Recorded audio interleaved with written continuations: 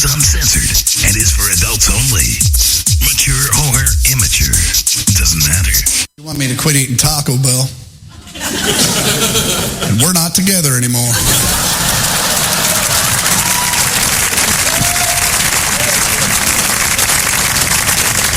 I don't eat fast food as a rule, but I will fuck up Taco Bell given the opportunity. I like Taco Bell as a company. I like what they produce. Taco Bell's never lied to you.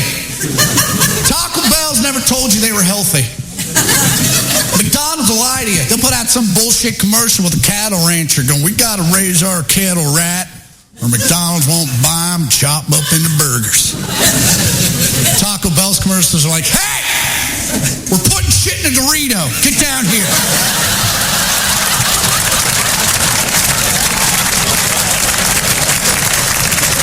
Take your time. We're open all night.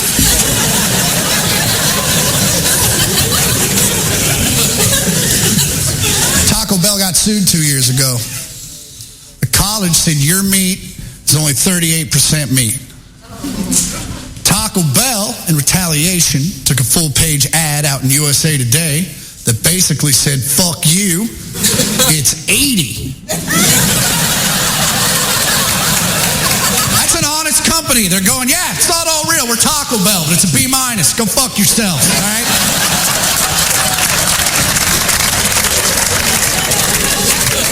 She would send me internet articles about what's actually in Taco Bell's meat, and then she'd call me and quiz me about the shit. Did you read it?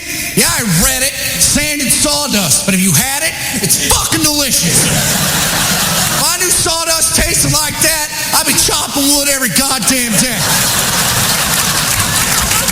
What happened to the tree in the yard? I made nachos. That's what happened to the tree in the yard. I made a shit ton of them. A tree's worth is way too much. I should have measured it different. Let me tell you, can I give you two guys a friendly piece of advice, okay? Don't ever go up to the drive-thru, okay? Always walk up to the counter. You know why? Okay. Let me tell you. Okay. They fuck you at the drive-thru, okay? They fuck you at the drive-thru. They know you're going to be miles away before you find out you got fucked, okay? They know you're not going to turn around and go back. So they don't care. Who gets fucked? Oh, Leo gets. Okay, sure. I don't give a fuck. I'm not eating this tuna, okay? Shut up!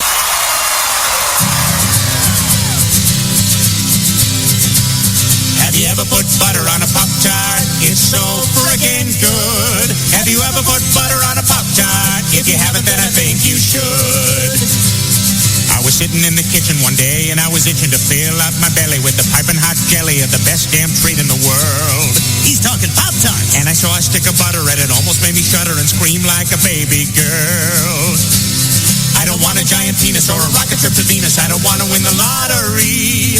I just want to squat and gobble till I'm dizzy and I wobble in a butterfruit and Joe Tart dream. So I put butter on a Pop-Tart. It was so friggin' good. Have you ever put butter on a Pop-Tart? If you haven't, then I think you should. Everybody, come along with us. Have you ever put butter on a Pop-Tart? It's so friggin' good. Yeah, have you ever put butter on a Pop-Tart? If you haven't, then I think you should. Pop-Tart with butter. That's right. Relationships easy to get into, hard to maintain. Why are they so hard to maintain? Because at some point you just stop talking. That's right. Everybody stops talking after a while. You know how you just come home and just start nodding. Yeah, sure. Yeah, we cool, yeah. Yeah, I'm gonna get this up. Yeah, we cool. Why do you stop talking? Because at some point you have heard everything this person has to say, and it makes you sick to your stomach. You know what they gonna say before it even comes out their mouth, and you just want to stab them in the neck with a pencil. You can't take the shit no more. And they're like, remember that time? Yeah, remember that time. Oh, I ever tell you about that? Yeah, you told me about the time. Stop telling me the same shit over and over again. Why don't you go and get kidnapped? Have some new shit happen to you. That's right. That's right. Fellas, you gotta talk. You gotta talk. Fellas, you got to talk. That's women's biggest complaint. You don't talk. You don't talk. You don't talk. You need to talk. Let's talk. You don't talk. That's right. Women love to talk. And that's right. They're talking in the Olympics. A man wouldn't stand a chance. Women talk to their man. But women don't want you to talk. Women just want you to listen. So all a woman really wants you to do is ask her the correct questions that will allow her to run her fucking mouth. You set her up, she'll knock them down. Fellas, you want your woman to be happy? All you got to say is, how was your day? How was your day? Honey, how was your day? You know why? Because how was your day is a 45-minute conversation to a woman. And as a man, you don't really got to talk. You got to just act like you're talking. Like, get out of here. Go on. I don't believe it. You don't say. Really? Get out of here. Go on. I don't believe it. You don't say. Get out of here. I told you that bitch crazy. You gotta throw in, I told you that bitch crazy. You know why? Because every woman's got another woman at her job that she can't stand. And women, y'all exaggerate everything. Y'all always turn it into some dynasty shit like, she's trying to destroy me. What the fuck are you talking about? You wrap up bags at J.C. Penney's. What's she doing, ripping up your paper? Sorry, fellas, you gotta talk. Women, exact opposite. Y'all gotta learn when not to talk. That's right. You ever notice how no man comes home straight from work? No man comes home straight from work. A man get off work, he got to go somewhere. He got to drink something. He got to smoke something. He got to watch the game. He got to hang with his boys. He got to take a drive. He got to do something that will mentally prepare him for all the talking he gonna hear when he get home. Ladies, it ain't that you talk too much. You just talk too much soon as we get in the fucking door. Let a man get situated. We don't need to hear everything right away. As soon as you take one step in, you're gonna believe that. Hey, let me get my other foot in the fucking door. Let me get something to eat. Let me get something to drink. Let me take a shit. Go in the fucking kitchen and give me my big piece of chicken. Try to live my life every day. Keep out of strife, come what may. I try to do unto others as I'd have them do to me. But it can't be done for everyone, and now it's plain to see. You are a cunt. If I stinking cunt. Said ain't true when you tell you motherfucking cunt. You are a cunt. Motherfucking cunt. Everybody knows from your head to your toes you're that stinking cunt. I try to be real nice, say it twice, be real nice, even though it is hard to keep up this facade. And now I see, dear me, what a hassle this would be. I'm out of luck, don't give a fuck, 'cause you're the cunt, not me. Why don't you go fuck yourself, dickhead? You are a cunt. If I stinking cunt. Say it ain't true when you tell you you're motherfucking cunt. You are a cunt. Motherfucking cunt. Everybody knows from your head to your toes you're that stinking cunt. Why don't you shut that scabby cunt mouth before I fuck up your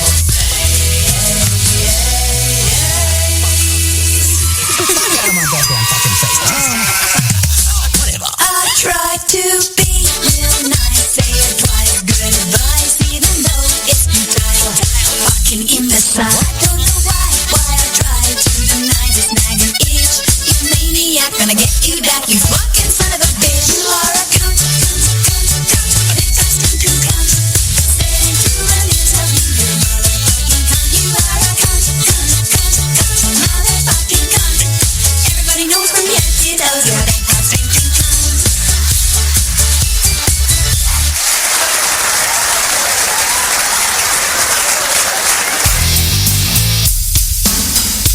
Live from the Raw Talk Studios in Southwest Florida, it's the Charles Richardson Show.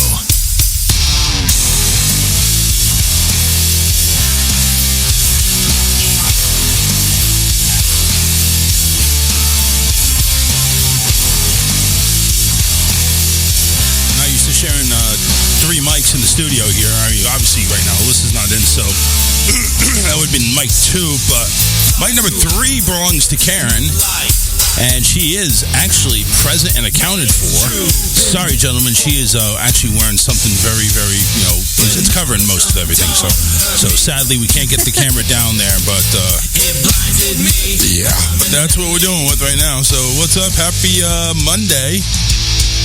I didn't get caught in the rain on the way in, so it didn't get too wet. Yeah, Karen's car is one of those things, and it really doesn't matter how new or old the car is. It really doesn't. It's one of those things where if Karen is driving it, chances are it's breaking down pretty quickly. Go ahead, Karen, talk, because apparently you were down a little bit. Oh, I said it was raining, but I didn't get wet. Yeah. Even though I wore white. I tried. She wore white, tried to go ahead and get the wet T-shirt contest going on a little early, but no, not happening. But I named it Christine. You named it Christine. It does whatever it wants to, whenever it wants to. Jeez. So. And for the Monday people. What's the worst day of the week that gets us all depressed? MONDAYSUCKS. Here comes more aggravation and a brand new week of stress. MONDAYSUCKS. Monday sucks. Monday sucks. Monday sucks. I like it. Monday sucks. Forever will it make you want to cry, cry, cry, cry. Come along and sing the song, now get it off your chest.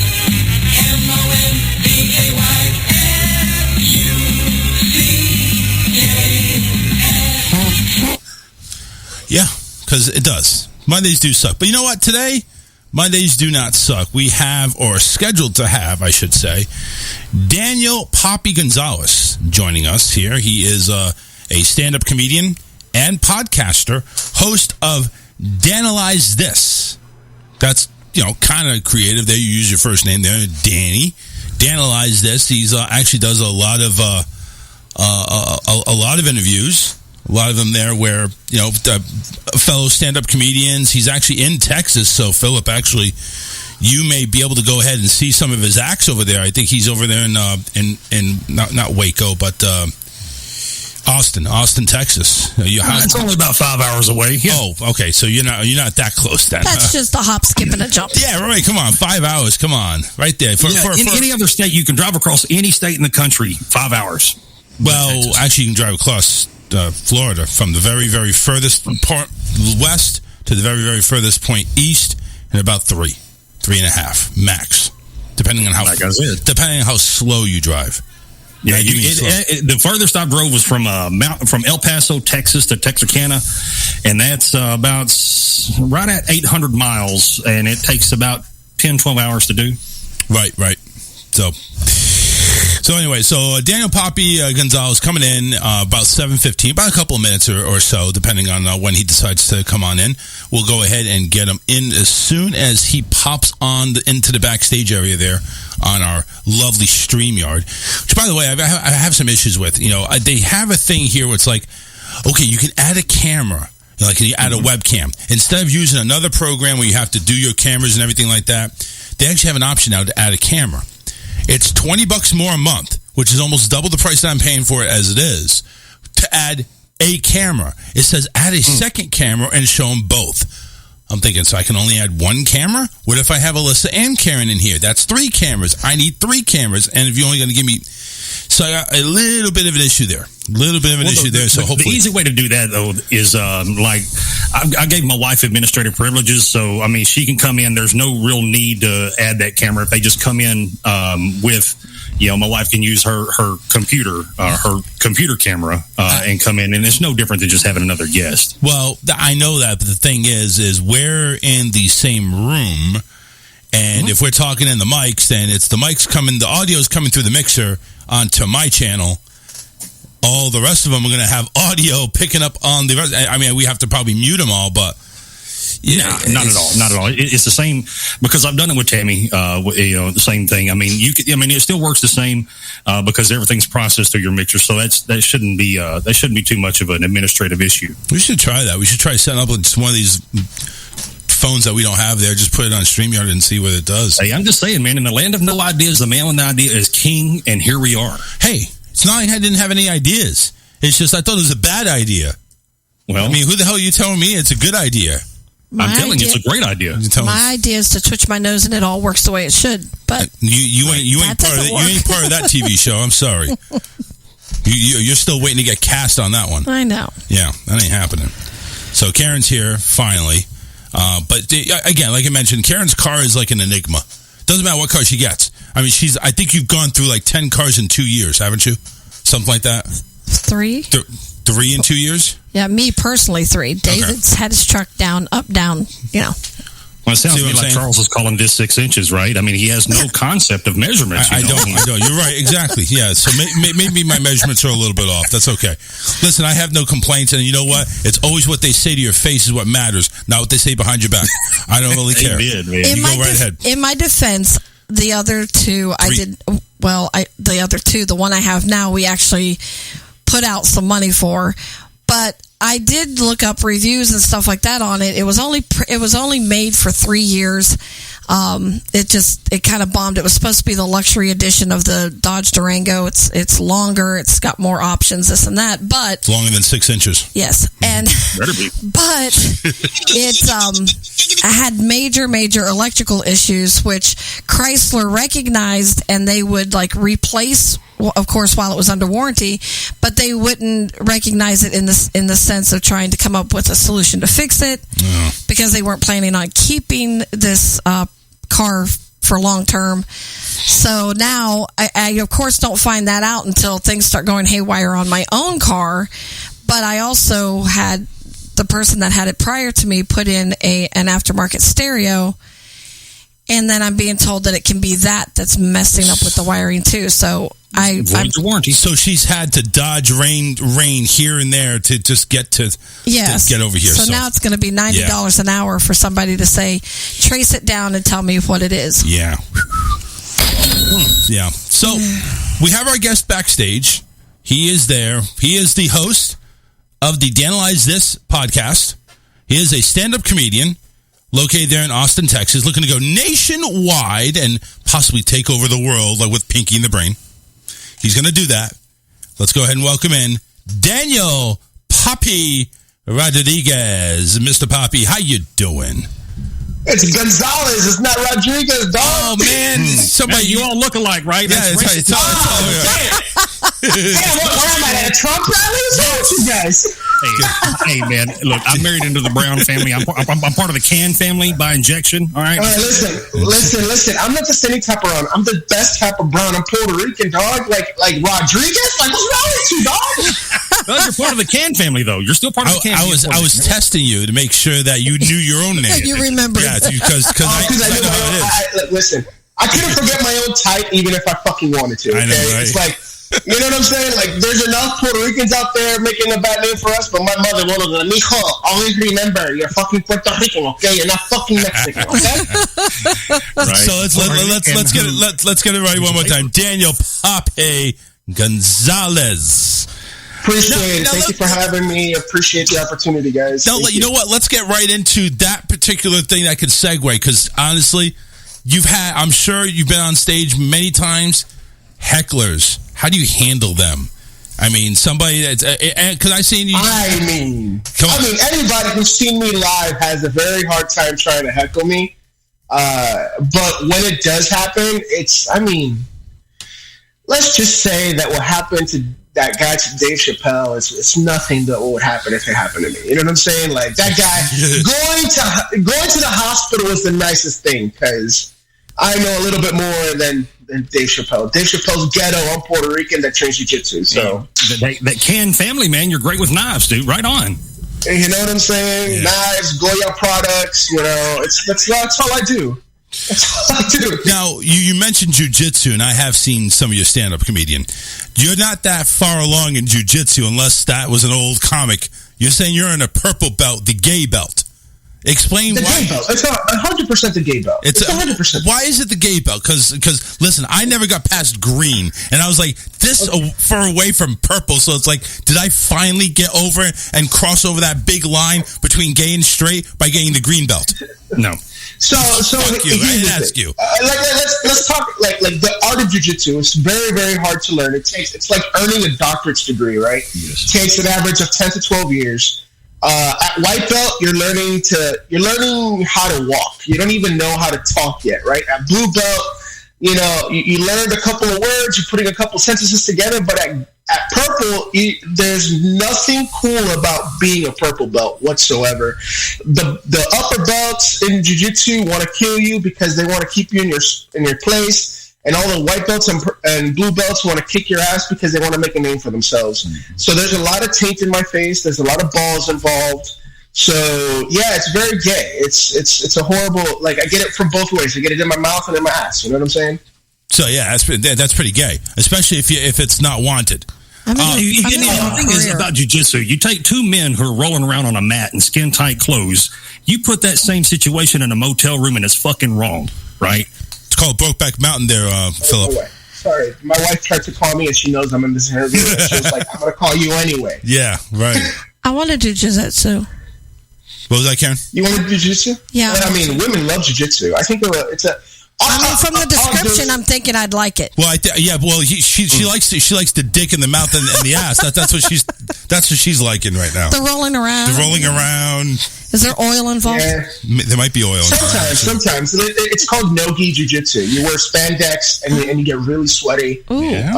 No-gi. It's very popular in the California circles. It's just wear really tight spandex. That makes sense. And just try to T-bar people. Oh. Oh God! Are you still taking lessons? Are you still involved in it? No. I actively train. I train 2 to 3 times a week. It's what I do. It's not. I put that training jiu-jitsu at one point was a very competitive thing for me. I'll be honest with you guys. I really wanted to be having the competition scene, and there came a point where I was like, hey, I'm okay at this, but there's just a different level. It's like going to a college wrestling room after wrestling in high school. You go, different level of athlete, different level of commitment. And I didn't have the commitment to jiu-jitsu that I don't have the drive for jiu-jitsu like I have for comedy. Like in comedy, I've been doing this 4+ years now, and it's the same thing. It's like you dedicate the hours, and if you don't, the injuries, just the amount of time. I love the art. I love teaching it. I love sharing it with the world. But I'm not going to be a world champion, and I'm okay with that because I just want to be a better version of myself. And every time I go to jiu-jitsu, it's just, it's a hang, man. It's a hang with the boys. There's a lot of Greek shit involved, but, we just don't look each other in the eye, so it's fun. Explain to my audience, what type of comedy do you normally do? Are you talking about heritage comedy? Are you talking about what's happening in the world comedy? What do we got? Are you interacting with the audience comedy? So I like to describe myself as you have to feel me comedy. Like I want you to feel me as a person. So basically you're talking about gay jiu-jitsu with dick and everything, and now you're asking people to feel you? In a weird way, yes. It's emotionally, Charles. So it's one of those things where it's like I'm not an insult comic, but I'm not. It's not. I'll roast somebody if I have to. I talk a lot about my family. I talk a lot about topical shit. I talk about the news. But at the end of the day, I want you to feel when you see my stand-up set. I want you to feel like you left with a little piece of my heart on stage, because I really do believe that making people laugh there's nothing like it, man. There's nothing like murdering on stage, knowing that, for 45 minutes, somebody, forgot about their bills. There's nothing like going in there and you see somebody that's having a little bit of an attitude on a Friday night, and by the end of the night, they're just like, oh, I needed that. That's just the best, man. Just the fact of going ahead and making people laugh. That's what you aim. And now I'm assuming, as a stand-up comedian, you would think that's probably the most satisfaction there is to get a room and kill a room. Oh yeah, there's nothing like it, man. It's the highs and the lows in comedy are probably the best parts, right? Because even when you have a low, it's just the next one's going to be even higher than the one you had before. And oh man, I can't explain it. Like I did a show in Fort Worth about a week ago. And it was, the crowd was rocking, the energy was electric, and it was not just myself that I freaking rocked the stage, but all the other comedians in the lineup with me. they all freaking rock the stage. And the best thing to me as a comedian, you know, when I see the crowd walk out at the end of the night, it's just, you know, they're like, oh, I can't breathe, my ribs hurt, my cheeks hurt from smiling. And to me, it was like those are the moments where, you know, all this artistic bullcrap that, you know, stand-ups like to say, I just want to do pure free speech. It's like none of that fucking matters. It's like, are you making people laugh? And are they having a good time? And that is my ultimate goal every time I step on stage. I'll take questions in the Facebook comments here, the YouTube comments as well. John actually asked, you as a comic, do you have anything that's off limits? Not a damn thing. I think I you know, not to sound contradictory, right? Like, funny is funny, and you have to be funny. But I think what makes life funny are the things that are real, the things that hurt. You know, Dave Chappelle, you know, one of the greatest comics of all time, he always says it's our responsibility to be reckless. So you do have to talk about your pain. You have to talk about the nastiness in life. And, you know, and that's where being a wordsmith and honing your craft comes in. You have to know how to make those ugly topics in life funny. And I pride myself on, you know, doing my best every time that I go out there, man. Philip has a question for Rodriguez, because that's what we're going to call you for the rest of this show, because Charles is a disrespectful dick. Wait, wait, hold on a second. I have a thing here. It says mute mic. I wonder what this does. Hold on, Philip. Oh, okay. Yeah, I see there. Philip, now go ahead and ask your fucking question there. All right. So Daniel, you know, I've, yeah, and I'm sure, God, you hear this 1,000 times, you know, oh, you're so funny, you should be a stand-up comedian. And me, I'm like, man, look, I was a bomb tech in the Army, so my job was to defuse bombs. I have that was easy work to me. Being a comic, goddamn, that takes huge balls to make yourself very vulnerable, to get up there and, like, you know, hey, get 4 shots of tequila in you, brother. You'll do just fine. Man, I'm a Jack Daniels man. But so the question, I guess, is for someone that's thinking about breaking into the comedy scene, who all their friends have told them how fucking hysterical they are, right? So for you, you know, I mean, man, to take that first step, how did you? I mean, goddamn, that is that's a story within itself, honestly. How did you get there? How did you get to having the fortitude? Long story short, my wife and I went to a local comedy club in the DFW to just hang out, you know, go watch a show or whatever. And I met, I don't know if you guys know who Tony Hinchcliffe is. He's kind of one of Rogan's boys. He does, anyway, right? And I was talking to him after the show, playing a game of pool after he took $20 from me. And he was like, hey, you ever tried stand-up? And he was like, you're a funny guy? And I'm like, no, I haven't. You know, it's kind of been one of those, you know, huge John Leguizamo fan, huge Pryor fan. It's like, of course I've always wanted to try it. He walked me over to the owner who runs the open mic at the club. He was like, hey, put his name down. And later that night, I went up and bombed, because nobody's ever good at comedy the first time. Right. And it was the addiction. It was the rush of just getting on stage and doing something that you never thought you would do. And, you know, ever since then, I've never stopped showing up. You know, did you have a set in mind that when you went up there and bombed? Did you have a set, or did you get up there and just try to tell some funny stories? Well, the funny thing is, I used to be a youth pastor before trying comedy. so it's like, I'm not. How you get in there, you know? You know, so I had like weird stories about my dad and church stories, and I told one of them. Didn't get any laughs. Like I said, I bombed on my first time. And it wasn't planned, you know, but then when I went back the next week, I prepped what I thought was 5 minutes, ended up being 2.5, and then I was sitting up there like a freaking, like a child without clothes on in the middle of the night, just like, I don't know what to do, Daddy. I don't know what to do.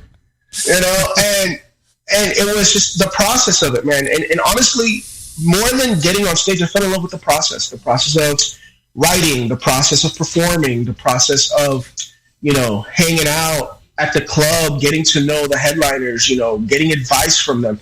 The entire process, top to bottom, is what I fell in love with. And it's not only artistic as far as you get to work on, you know, the writing aspect of it, but just who you are. It's kind of like in pro wrestling, like the old mantra is like the really good guys, the guys that get over, they're themselves turned up to 10 on stage. And that was like the one thing that always stuck out to me, that, you know, other comics you say, find a way to be yourself on stage. Mm-hmm. Don't try to say things that you think are funny. just know that what you're saying is funny to you, and the audience will reciprocate. All right, Now- so Charles, I got to follow up. Go ahead. So- then I got one. While I was in Iraq, we had and you as a comic, you might appreciate this. We're in Iraq. We don't want to fucking be there. We're at war, and the USO brought over some comics, some no-name guys. And we had this comedian who was in the chow hall with us. Middle of the day, we're all just smoked out from doing missions all day. And then we take our lunch break, we go in and we hear this guy talk, and he's telling these jokes, and he's just bombing, right? I mean, we were a hostile crowd because, I mean, we just, we didn't find him very funny, but the mission that we were doing, so it was just a bad time for this guy. But one of the things that he did, and his biggest mistake, I think, was in a room full of soldiers, sailors, Marines, and airmen, he goes, he'd tell a joke and he'd whiff, and he'd be like, hey, man, fuck y'all, I think that shit's funny. I mean, I like the attitude. I like that attitude, right? Because not every crowd is going to be your crowd, right? It's finding your audience. A lot of old school comics, like they always say you have to be universal. Yeah, maybe, and maybe generations past, that's the truth. But with the advent of, modern social media, TikTok, YouTube, Instagram, I think that you could still be a very successful comic, truly being yourself. Take an example, one of my favorite comics right now, Mark Vieira. That dude sells out all over the country, but he's not necessarily a household name. And you're wondering, it's like, what makes him so successful? And it's honestly social media. He's posting his bits on social media. Some of those bits went viral. He has one, shout out to him, about Bustelo coffee, and it's hilarious. And it's not just the Hispanic community. The people who are coffee lovers, all of a sudden, it's like, oh, I want to go see this guy. Those things translate to sales. And it all starts, by kind of picking your little corner of the market and expanding. So you have, I think in any content creator in today's world, you just have to pick your little corner, work that little corner until that little corner becomes yours, and then expand from there. I don't think it's not like before. I talked to, one of my good friends, Keith Ross Nelson, also a stand-up comic. He was like, back in the day, it's like you worked your 5 minutes to get on, one of the late-night TV shows, and hopefully that'll be the thing. Now it's different. I've gone on tour all over, the South, from Texas all the way down to Florida. Some shows sold out, some shows didn't, but it was, people came out to see me, and it was like, oh, because I saw your TikTok. Oh, because I saw your Instagram. Oh, I heard your podcast. And there are people that just want to figure out who you are, and it's just figuring out that little niche, little part of the market and honing that. It's building that little audience for yourself, and I think that social media and things like this is what helps. I don't think going on TV. I hate to, not to rag on y'all's age, but nobody fucking is watching TV anymore at my age group. I'm 31 years old. I don't know one 31-year-old that watches television anymore. Oh, you're so old. Shush. 30. We got Daniel Poppy Gonzalez is on the show here tonight. Stand-up comedian. He is also a podcast host. We'll get to that show here in a minute. But question, and yes, sir. Well, I guess this has all been questions, huh? What a stupid fucking thing to say. Hey, it's called an interview for a reason, sir. Yes, sir. Absolutely. What is more What is more satisfaction? Performing and trying to win over a real hostile crowd, or just going in there and killing an already hot crowd? Ooh. Personally, it's winning over a crowd, man. Winning over a crowd, it's like, I don't want to get canceled, but I'm going to say it anyway, all right? You ever, meet a girl for the first time and she's not feeling you, and you're like, okay, don't worry, but you will feel me. Then a couple weeks down the road, you're in her pants, and she was like, but I didn't think I was going to be in your pants. And it's like, no, it's like that. Yeah. It's you break them down, you find the funny, and honestly, crowd, the crowd is its own organism. When you get more than 20 people in a crowd, they become their own thing. Like that whole energy of a crowd, it's like one person can be the emotional vampire of the crowd, and if you turn them, it almost gives free rein for the rest of the crowd to laugh. And if you can, and as a comic or as a performer of any kind, if you can figure out who that person is and turn them on your side, you can almost guarantee to win a crowd over. I've been in black rooms where it's like, not even a minute on stage, and some guy going, "You fucking suck," and I'm like, "Oh my god!" And by the end of my set, I won him over. And I've been in other crowds where it's been hot and it's been a great crowd. Everything they say is funny, but in the back of my head, I was like, "That wasn't a good set. That was just a hot crowd." Yeah. It's I like winning the crowds over, man. Winning the crowds over. I have a residency in North Austin here at a brewery once a month. I go up there and I perform and I bring my comics with me. And I love being the first one on stage. I love it. It's one of those things, going up cold.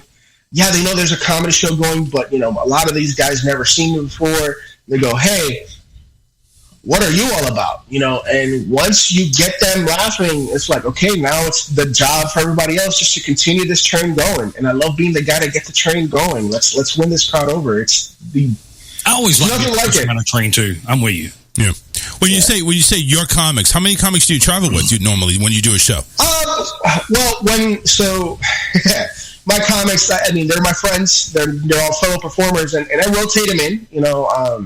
If I'm on the road, there's only like one or two guys that come along with me, and we're at the stage where I'm at. We're all kind of paying our way. We're all just kind of working together to get to the next level. And one of them, Josh Castro, funny comic, Mexican dude.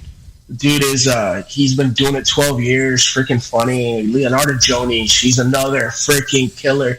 These are guys that you guys have never heard of, but I'm telling you, you will in 5 to 6 years. Where these guys they're going to get those opportunities to make it big, because, and I say, I'm in the mecca of stand-up comedy right now. I live in Austin, Texas. We got Rogan here. We got Tony Hinchcliffe here.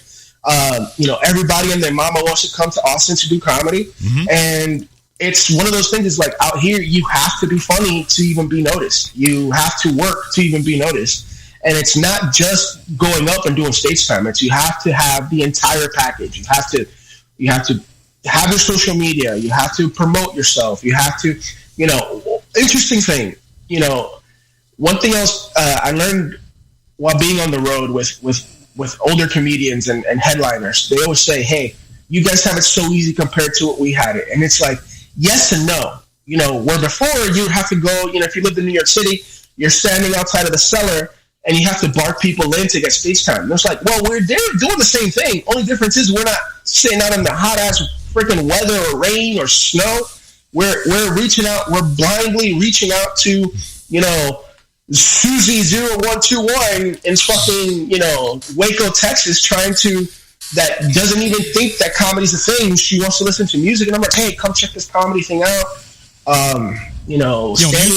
Music can be depressing or it can be uplifting, but comedy, man, that's the only thing you reach for there, for a laugh, man. You need to go there to go ahead and get out of the rut that you're in on a Monday or any type of other day that you're working, just to go ahead and actually laugh. That's what they go for. Sure.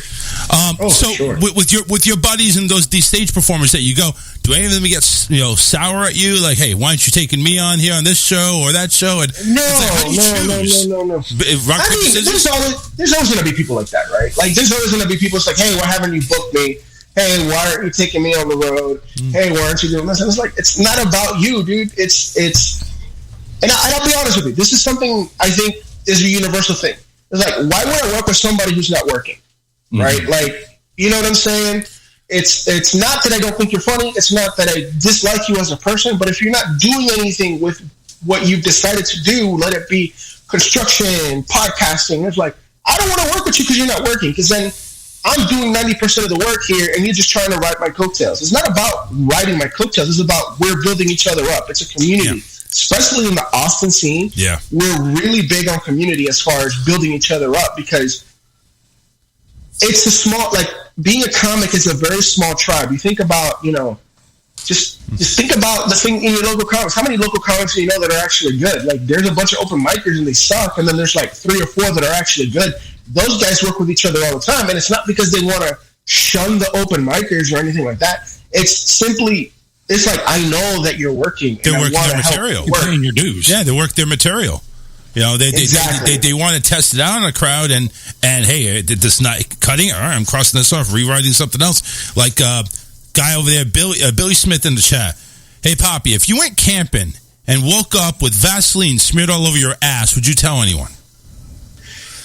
I tell my wife, and I ask her what she did. Why? I'm like, babe, what you doing? Like, babe, why is my ass sticky right now? Like, it's a little more slick than it used to be. What's going on? I see. The older you get, the more slick it'll become. Yeah, you know about that there, Philip, don't you? So Daniel, so let's say I want to be an aspiring comic, and I know that Daniel Gonzalez is making a name for himself in Austin, Texas. So I reach out to Daniel and say, hey, Daniel, I want to try to be a comic. I'm 5 hours away. You give me? Yeah. Okay, say that again. So the question is, let's say I want to be a comic. I want to take the stage, and I've heard of Daniel Gonzalez. I've seen his acts. I think he's funny as hell. I've heard his story. Daniel, if I want to be a comic and I want to join the Daniel Gonzalez team, how do I do it? I mean, I don't want to say there's no vacancies. I don't ever want to say that, but of course. It's to me, like, when I've had comics reach out to be on my shows, right? And it's no disrespect to them. It's like, I want to see you live, especially if you're a local guy, right? If you're a local comic, it's like, don't send me a video. Don't send me a tape. Like that, there's so many editing tricks in today's game. People can just take, they can tape themselves. They can put laugh tracks over things. And it's like, it's not ideal, right? And I look at it like this: like you see a stand-up special on Netflix or Amazon or whatever. It's funny, but I guarantee you, if you were in person, it's that much better, right? So I look at guys and I'm like, hey, just tell me where you're performing next, and I'll come by and I'll watch your set.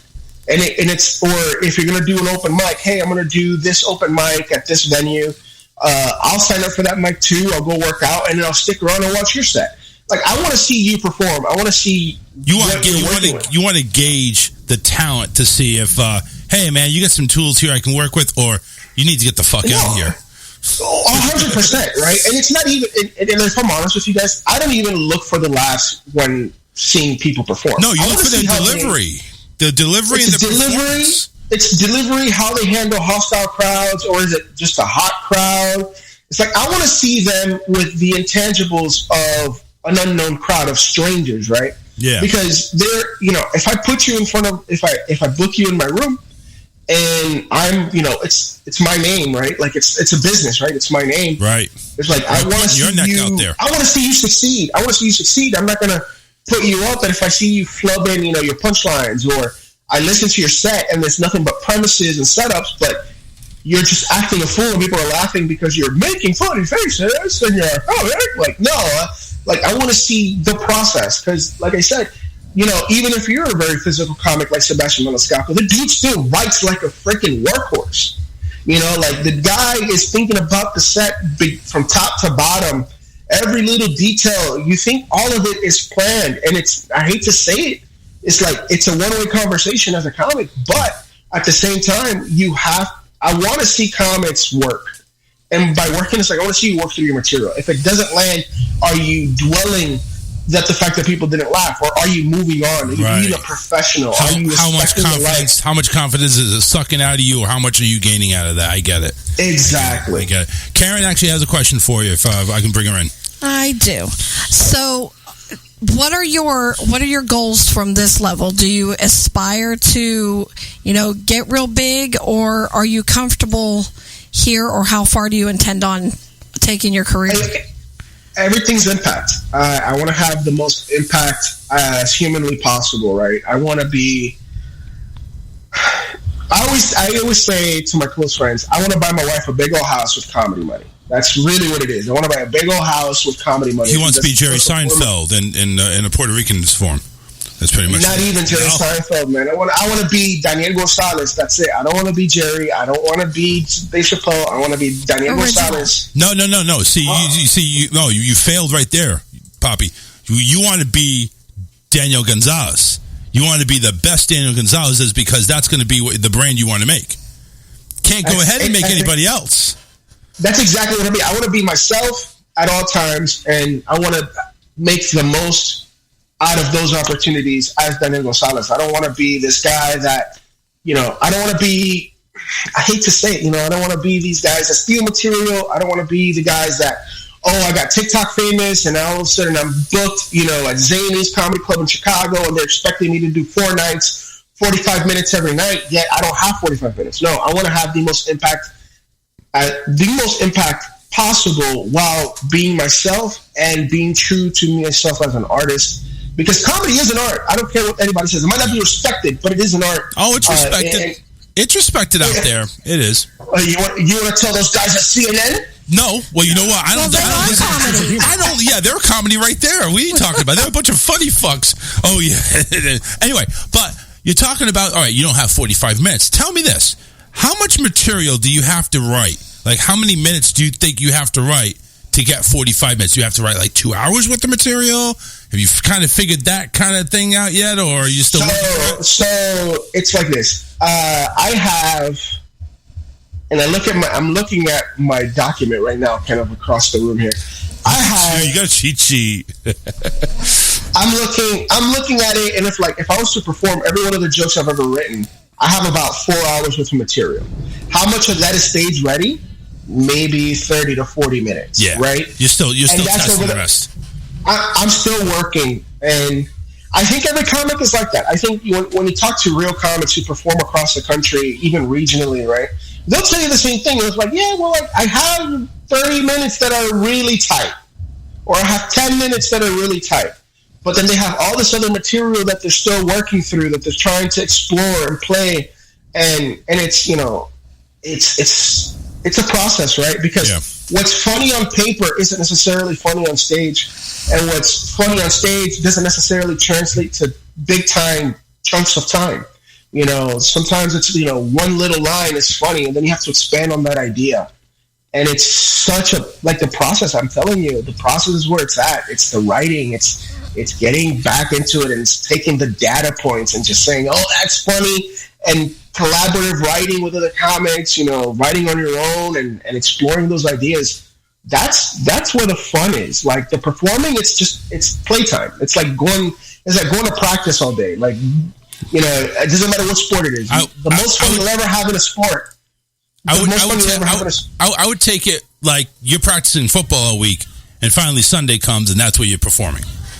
Exactly. But the fun part to me, and I've played sports my entire life, and I wrestled in high school, and I did all this. The most fun I ever had wasn't even on game time. It was the moments leading up to that, where I'm with the boys, when I'm with my teammates, and it's like, that's the fun, because you get to practice, you get to fail, you get to really explore who you are as a person, and then game time comes, and you have the confidence to just do it, right? Like it's fun, I go up 6-7 times a week, and most of those shows they're workout sets. Yeah. But they're data points for me. It's like, yeah, I'm working a couple new jokes here. I don't know how they're going to go, or I do know how they're going to go, and you take that, you go back, you rewrite, and you try it again. You go back, you rewrite, and try it again, and then all of a sudden the gig comes around, and I crushed. And it's like, people go, "Oh, I can't believe I saw Daniel live. I saw Daniel, in San Antonio, and this kid crushed." But then they go to an open mic and they see me bomb. It's like, that's where I'm supposed to bomb. Yeah, that's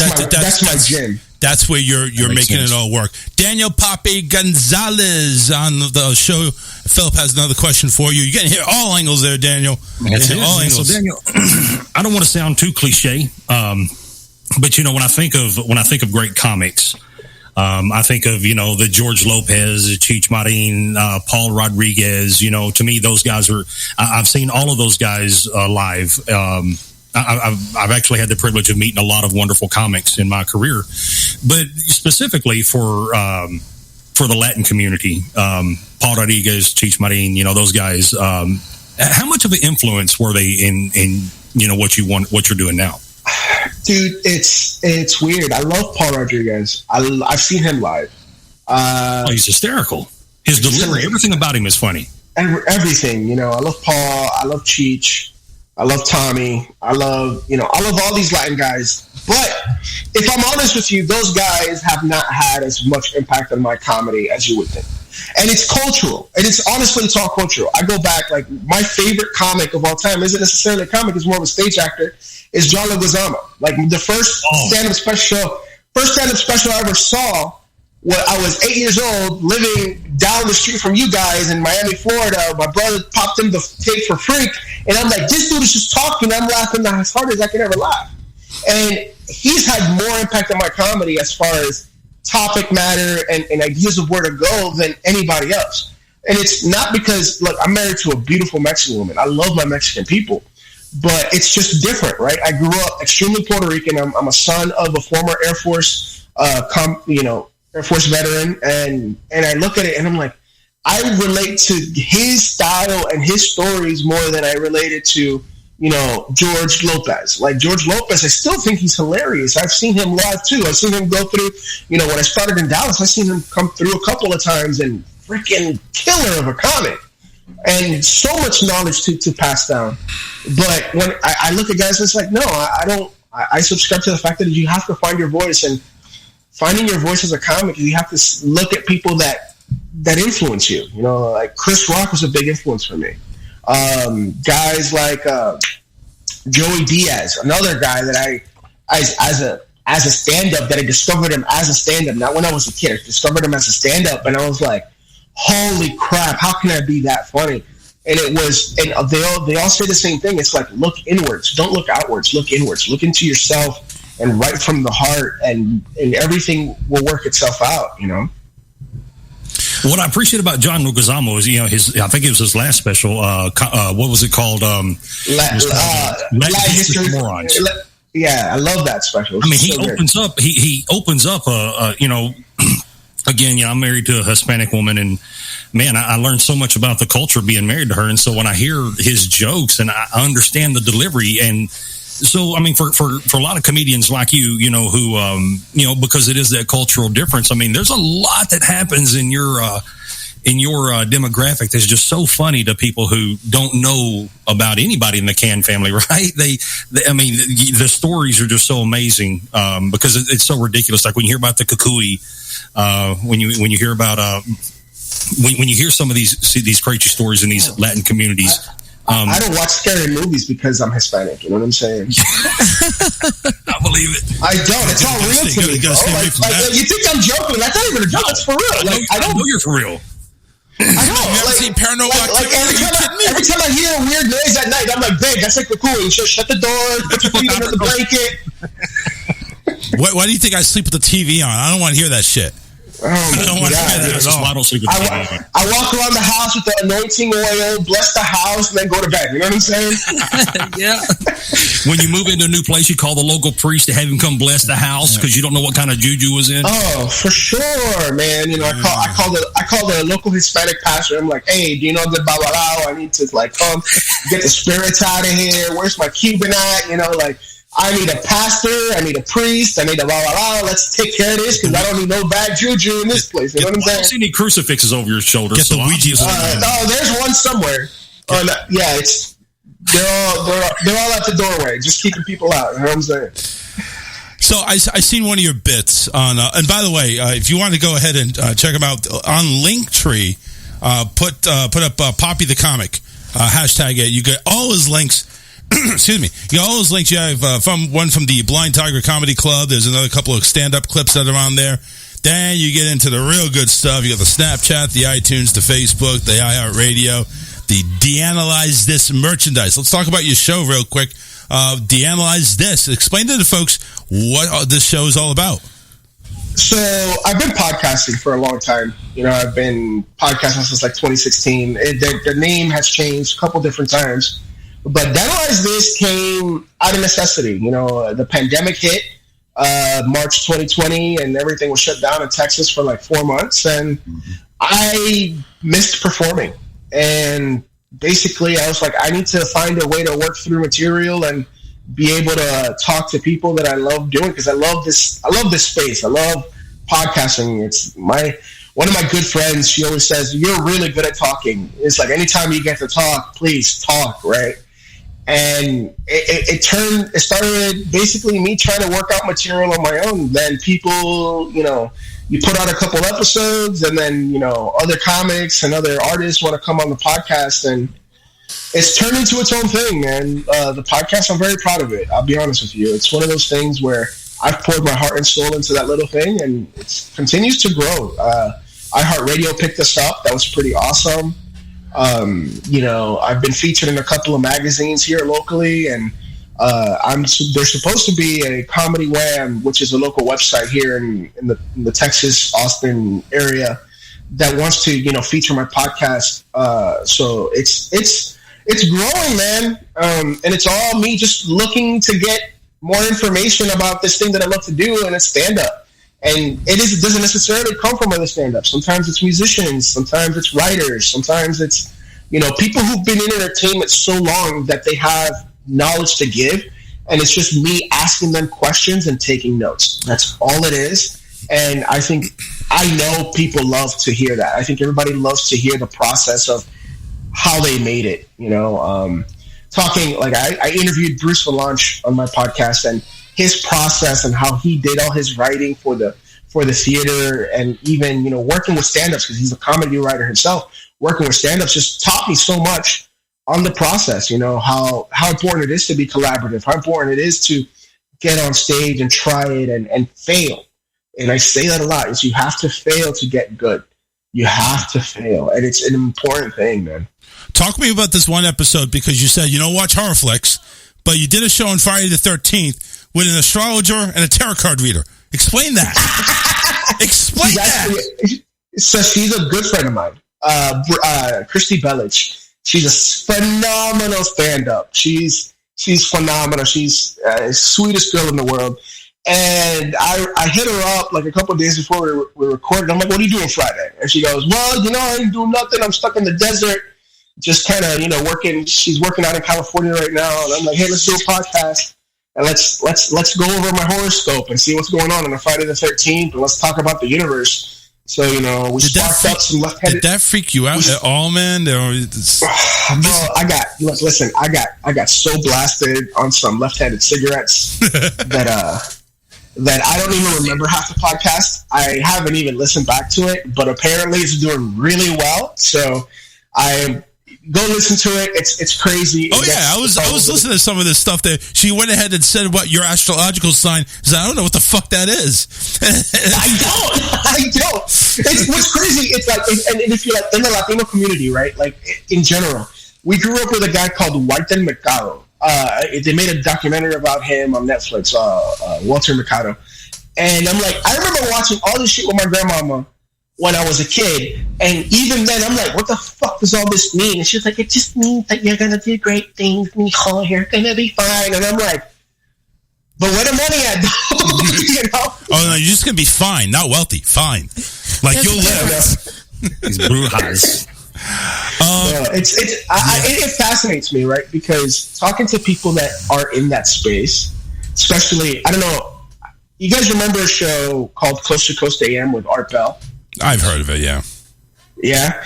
I used to work overnights. I used to listen to that show all the time. And it's not necessarily like scary. It's like just like the bizarre, the alien stories, and like, the astral projectors and stuff, like the people that like, fucking talk to goats. That's always fascinated me. And talking to somebody that's like knee deep into that was always fun. And on top of that, she's a stand-up, so it was just a fun time. So yeah, and make sure you guys go ahead and visit iHeartRadio and look up Danny's.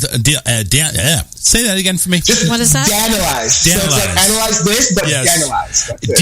Danylize this. That's the name of this. And there's a ton of episodes on here. Go ahead and check it out. Especially check out that Friday the 13th one. He gets freaked out. Honest to God, you see Poppy getting freaked out. You know what? That's the other thing too. I'm over here hearing one of your stand-ups about how you got the name Poppy and how you can't stand white women calling you Poppy because it sounds like you're freaking. It just sounds like you're getting raped by your aunt or something like that, your mom. I know, it's funny. Number one, how'd you get Poppy? And number two, what ethnicities do the women need to be for it to sound hot? All right, so first of all, any person that's ever been nicknamed Papi will tell you if it's not a Colombian from fresh off the boat or a Cuban fresh off the boat, it's not sexy. It's like you need the deep Spanish accent, the Papi como está. You need that legit. It only sounds sexy, And I used to date this white chick. Actually, when I lived in Florida, I used to date this white chick up in the Kissimmee areas, and she would try really hard because my family, since I was a kid, they would always call me Papi. They would say, "Oh, hey, Papi, how you doing?" Whatever. And it's just what my family called me. And she tried it, and every time it was just the biggest boner kill of all time. And I'm like, Jesus, placid shit. Damn it! Why are you? No, just call me Daniel. Call me Danny. Don't have to call me Pappy. Don't call me Pappy. I'm not your fucking grandfather, bitch. I'm not trying to make retarded babies. Okay. That's Papi. No, that's Papi. Don't say that, sir. My dick is extremely flaccid right now. I was getting a little chunk for you. Now it can't get any worse then, right? I don't need you popping a semi, because you're looking at the man, the myth, the legend. I understand, but no, stay flaccid. God, what an ego. No, I mean, dude, the dude is sucking on a fucking vape. I'm sure it smells like blueberry. He looks pretty tough, but it's actually strawberry watermelon, sir. Strawberry watermelon. Okay, listen. I have the same type of drink when I go to the bar. So listen, I'm right there. Listen. I'm a lady. I grew up in Florida. I wish I was right there in the studio with you guys. Okay, I grew up in Florida. I love my fruity drinks. Okay, no, you don't want to be where I am. I'm in Beaumont, brother. Yeah, you're in Beaumont. I'm in Beaumont, Texas. When are you coming? Oh, man, book me, I'm there. Book me, I'm there. That's what I'm saying. Dude, you got an audience of fucking 2 people and 4 boxers. I don't think you want to perform for us. Why not? Those are the best shows. He'll bring the Vaseline. Yeah, who brings the Vaseline? Good question, Karen. I like that question. That's probably one of the best questions we have. Who brings the Vaseline? We're a military family. We keep Vaseline on hand. See, and I bet you he has the camping tents, too. Nah, I pitch my own, thank you. I'm sure you do. Yeah. It ain't a very big tent, but it's there. I really hope pitching, we're talking to something else, and then, I don't even want to talk about that. Danielle Papi Gonzalez, you got anything lined up in the Austin area or anything else that's? I do. June 2nd, I am hosting a headliner show with headliner Pooh Ugenti, very funny comic out of Houston. He's coming to do my room, and he's gonna freaking kill it. He's he's a veteran, man. He's been doing it out of Houston for the better part of 10 years, 10 plus years now, like 15 now. Travels all over the South, all over California. He's really, really funny, along with Leonardo Joni, a good friend of mine, and Mike Hudak, just a freaking killer of a comic. And then I'll be in Springfield, Missouri, June 18th and 19th, headlining. So pray for me. I do need help to make white people laugh, because apparently, middle America scares me a little bit, Come on back down to Florida and do. Trust me, we got plenty of clubs over here for you. Come on down here. Make people laugh down here. I'd love to go back to Puerto Rico anytime. You know what I'm saying? Yeah. At Poppy the Comic on Linktree, you go ahead and get all of his stuff. And I'm not talking about just some of the stuff. I'm talking about access to everything. The only thing he's missing is OnlyFans. Pretty soon that's going to be happening. He's going to be spreading his cheeks for everybody to see. But no, don't forget your feet. Yeah, don't forget your feet, of course. The foot fetish thing. At Poppy the Comic on Linktree, Facebook, Twitter, Instagram, email. Of course, you got the Snapchat, iHeartRadio, iTunes, Vimeo, of course, if you want to go ahead and make some donations. Very, very good comic. Go ahead and make sure you do it. Daniel, it was a pleasure. We want to thank you very much here, and I appreciate hopefully you had a good time. I appreciate you guys. Thank you for having me, guys. With the exception of the first 5 seconds of the interview when I go ahead and called you Rodriguez, I apologize. Rodriguez. I mean, I was expecting something. Didn't think it was going to be right off the bat. I'm like, that. He thought you were going to ease him into it. Racism to your face. Another insurrection because of my last name? Like, what's wrong with y'all? No, I'm over here trying because it's better to go ahead and win over the crowd, right? Start off that. We're you over halfway through. It's all good. Thin line. What do you think you are, bro? Very thin line. Very thin line. Daniel, again, very, very glad that you've made time, and thank you very much for it. Appreciate it. Thank you, guys. You enjoy the rest of your evening, right? Thank you. All right, we're going to go to a break. Stay tuned, everybody. We'll come back hour number 2 right here on the Charles Richardson Show. Stay tuned. Off to grab a beer. We'll be right back after this.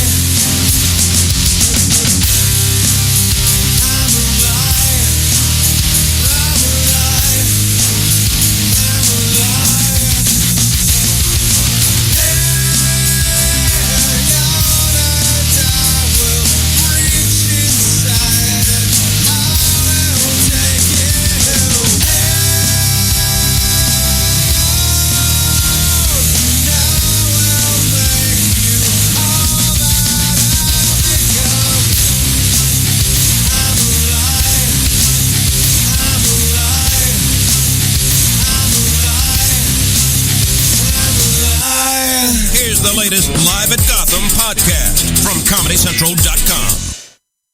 The Congress actually voted, in order to stop illegal immigration, they voted to build a wall across the Mexican border.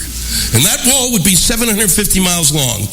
And apparently no one in Congress has an atlas or looked at a map to realize that that border is 2,000 miles long, leaving it with a 1,250-mile-long door. The biggest door in the history of mankind. I don't know why they thought a wall would work. Walls don't work. They haven't worked ever. The Great Wall of China didn't work. The Maginot Line didn't work. Walls don't work. Not since they invented planes.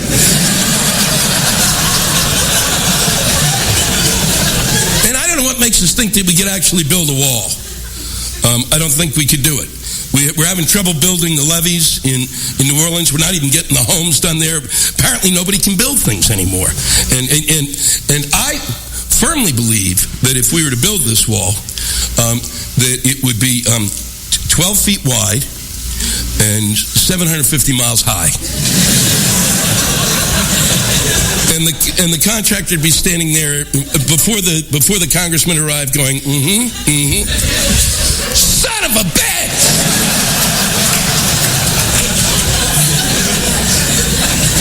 But apparently Congress knew that we couldn't build the wall, because here's the kicker. They voted to build the wall. They didn't vote for the money to build the wall. Why would you have the vote at all? What are you voting on? I would like to build an imaginary wall. And I think the American people, it would be great for them to come down and see the imaginary wall we built that is keeping out the imaginary Mexicans. To watch even more, go to ComedyCentral.com and click on Motherload. Be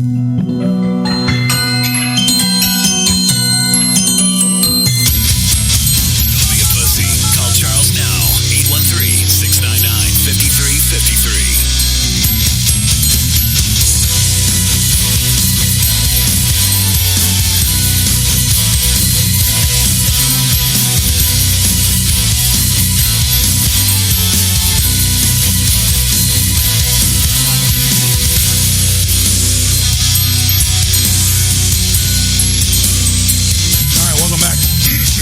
Excuse me.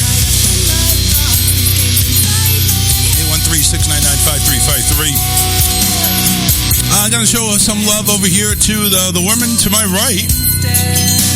Normally I say this without her here, but I'm going to say it now. Hell Calling and Contracting.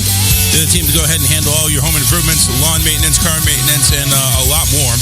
Even if you're not in the Southwest Florida area, you know what? Give him a call anyway, because David travels. And when I talk about traveling, I'm talking about retirement homes. Make sure you go ahead and give him or Karen a call.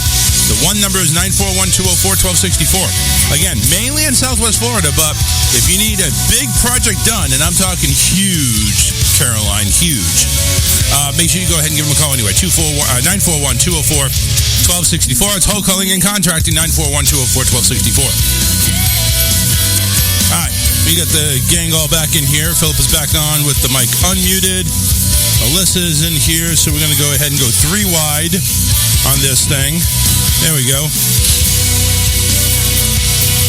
Still trying to find a server that I can actually go ahead and get 4 cameras on here at once. That's what I need. Not the StreamYard bullshit. That's insane. Yeah. Yeah, you ever seen my... Have you seen my layout? You never seen my layout, have you? I have not. Oh, you know what? That just opens up another door. Hey, I'll tell you what. You didn't say look at my spread. You said my layout. I said I said layout. I mean, I did say layout. That's what I'm saying. You just said my spread. I probably would have diverted the question over to Alyssa. No, she's seen my spread only way too much. Poor lady. I'm not complaining. Exactly. Thank you. Wouldn't expect you to complain. That's a good woman right there, man. She is a very good woman. She's a very good one. I told you, she means a lot to me, and I don't think I'd be alive if I didn't meet her again. Honest to God. It's. Yeah, I almost feel like I'm left out. Like I need to put my glasses on because everybody here's got glasses but me. Well, no, it's just you have better eyesight than most of us, unless you're fucking got contacts on. No, I just absolutely refuse to be able to, for my viewers to see my screen in my glasses. I'm weird like that. It is annoying. It is. So here's, I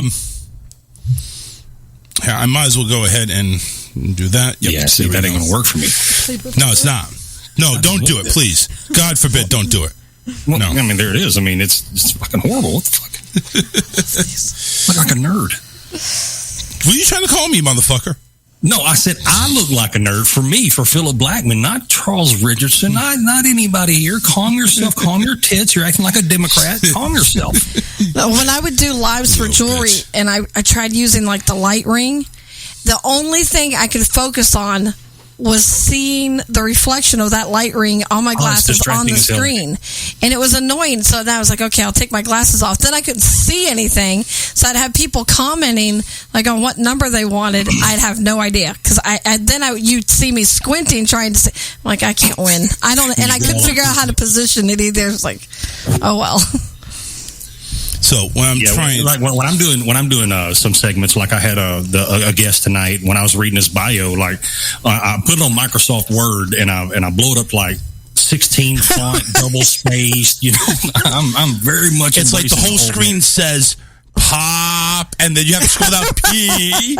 Yeah. It's like a big PowerPoint presentation.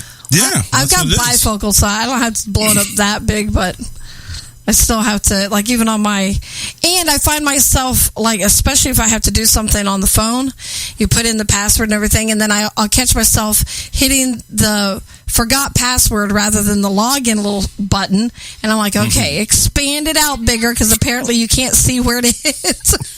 You just zoom in. So, Here is my thing here. Holy shit. How many screens does one man need? And he still fucks up his technology. Apparently 6. And there you go. There you got Alyssa over there. Holy shit. There's Karen over there. There's my rigged cameras right here. Alyssa's little thing going on over there with the cricket over here. My messy craft area. The craft area. And you see these ears that she does for Disney? She does those by hand. Oh. So, and then in case I have other guests, there's another mic or two. It's over here. So do you use all that shit? Do you use all 4 screens? Yes. Well, the top 2 are for my job. These 4 are for the student. See, here's my many. I gotta get a class from you on Sam's because this is. Yeah, because I get lost. Here's my Minicam studio. This one. This is what StreamYard looks like. I have what's going on with Poppy over here. And then over here, it's just pretty much Sam's. I've got to get a tutorial from you on Sam's because you go much more in depth than I've ever thought about doing. Well, just saying, it's... Well, yeah, hey, man, look, you follow the pros, right? Do what they do. So... I just want to figure out how to get that scrolly thing down at the bottom. The scrolly thing down? Yeah, how you have your advertisement at the bottom. Oh yeah, that's one of the banners that you can link up. Why, you use StreamYard? Who? Not me. When I was doing the jewelry, I was trying to get that to because I guess there's a way to say like the upcoming number, so I don't have to hold that stupid little number badge thing. It'll all comes up on a banner or something. I don't know. I haven't been able to figure it out. Well, you can use a free version of StreamYard, and it'll create the pretty much the layout. Like Charles has his own logo up in the upper right, his background. It allows you to do everything that you want to do. Yeah, and might work. It would. 813-699-5353. Sorry, John, I didn't pay attention. I was actually too busy showing my shit. But go ahead and call back in if you want. 813-699-5353. We actually have memes, which we'll get to here in a few. But, hey, so Karen, you get to go ahead and actually gloat a little bit. Your boy DeSantis was voted one of 100 most influential people in the world or in America or Such something like that. Such an easy win. No, 100. Such an easy win. Yes. So did you see his fight against fentanyl? No. What's his fight against fentanyl? I know his fight against Disney because Disney didn't agree with them. Look, and yeah, I'm not. And that's the only reason you hate him, right there. No, but you know what? Well, listen, it doesn't look good. Let's put it that way. But you don't see the big picture of how you guys are. Like, everybody was so concerned that night about the Disney's debt being pushed over on taxpayers, but nobody looked at the aspect of how many billions of dollars that Disney has completely avoided paying to Florida as a whole by becoming that entity. But let me ask you a question, though. How long has DeSantis been governor? This is his first term, isn't it? I don't know. That's what I thought. Yeah, this is his first term. Okay. So DeSantis, this is his first term. Up until the time Disney went ahead and went against the no gay bill or the don't say gay bill, all of a sudden this is brought up. Why wasn't it brought up before? Okay, if you have information on look, and I'm a very patient and very kind person, but somebody starts throwing digs at me and stabbing me in the back or trying to lay out something, because don't say gay has nothing to do with that bill that he put out in the first place. No, it doesn't. So you start slamming me, guess what, buddy? The cards are on the table, and you're going to get it too. Since 2019, you're right. So I guess this is his first term, 2019. So all this time, he was part of the House of Representatives in 2012. So but he wasn't the governor. You know what I'm saying? Now he's at this stage. But yeah, he was a part of the representatives from 2013 and 2018. But now all of a sudden it's like, okay, so somebody disagrees with him on a bill. The picture's bigger than that. I don't. I'm because first off, you have an entity that is totally given into all these new movements of non-binary and the genders that don't exist. Sorry, but they don't exist.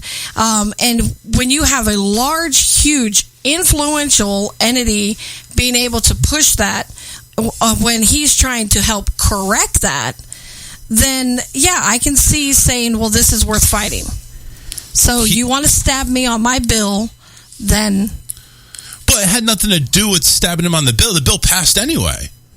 He got what he wanted. The thing is Disney, they were very silent. And the only reason that Disney spoke up is because they had all these activists out there like, hey, why aren't you saying something? That's the only reason Disney put themselves in that position.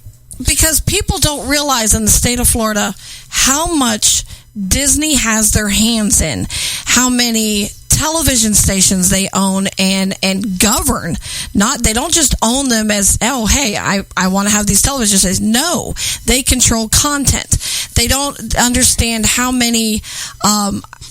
much they dabble into our school schedules and basically getting into the whole politics. How much money they put into getting politicians to waver their direction. Let me ask you this. How much money do you think Facebook pays the state of California? Probably nothing. Well, probably about the same as Disney. And Facebook is also a huge conglomerate with social media and other things that they do as well. Now, it may not be television stations yet. You can't say that Facebook has it. They have their own lobbyists. They have their own lobbyists that have fought. They played a big, huge hand in the election. If you remember this... I'm just trying to bring up another big company. But it's happening with them too, but they're also not the ones going against DeSantis. Disney had to open their big mouth. And you just made my point. So if Disney didn't open their big mouth, I guess their Ready Creek would still be flowing as fast as it is now. Probably. So it's basically like, oh, you went ahead and said something against my bill. Well, I'll show you. Well, yes, but that's politics as a whole too. I'll scratch your back as long as you scratch mine until you screw me over. That's it. So, and it's the game that's been there for centuries.